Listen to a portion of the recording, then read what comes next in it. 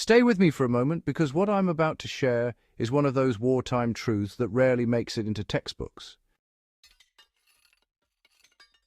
If you care about forgotten survival knowledge, real history, and what humanity quietly learned from the ruins of the 20th century, subscribe to this channel and leave a comment right now so more serious researchers and survivalists find this work. This story begins in ash, radiation, and silence, and it ends with a seed that refuses to die. In the final years of the Second World War, military planners, botanists, and civil defense researchers all asked the same question in different ways. What grows after everything else is gone? The reason this seed survives conditions associated with nuclear winter lies in its relationship with light and soil. Fireweed does not need rich earth. It thrives in mineral ash, broken concrete dust, and irradiated ground where organic life has been stripped away. It requires open sunlight and absence of competition more than fertile soil.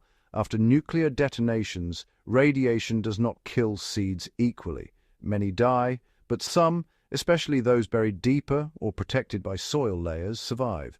During post-war ecological surveys in Japan, botanists observed fireweed emerging in zones where radiation levels were still considered unsafe for human habitation. This does not mean the plant was immune to radiation, but that its growth cycle was fast enough to exploit a narrow window before environmental conditions stabilized. In survival terms, speed is life. For modern survivalists and historians, the lesson here is practical, not theoretical. If you understand which plants emerge after disaster, you understand how to feed yourself when agriculture fails. Fireweed seeds can be stored for years with minimal loss of viability.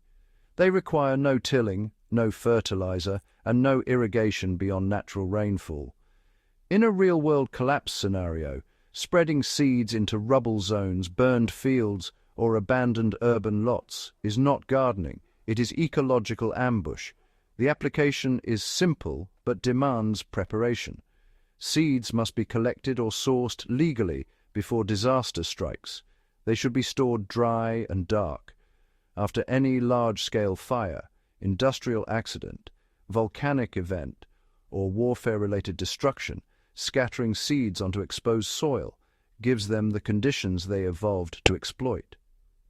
This knowledge was quietly preserved during the Cold War, when governments studied post-nuclear food resilience.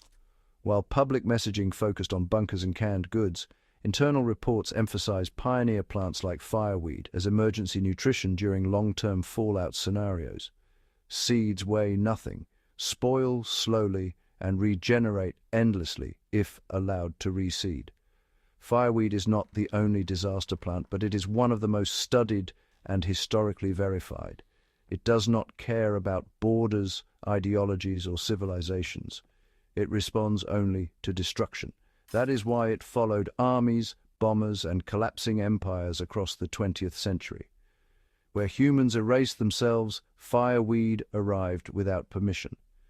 Understanding this plant changes how you view ruins, battlefields, and abandoned cities. They are not dead spaces. They are seed beds waiting for the right biological key.